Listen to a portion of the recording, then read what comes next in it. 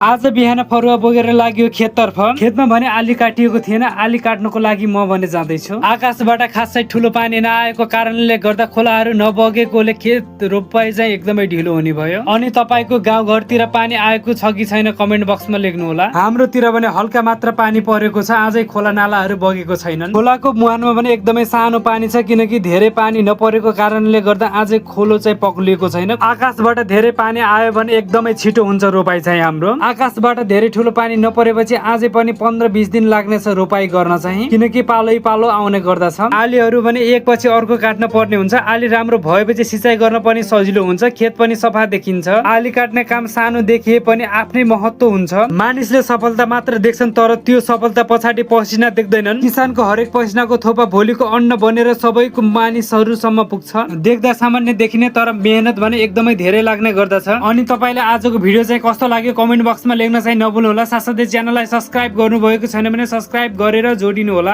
आजको लागि यति नै।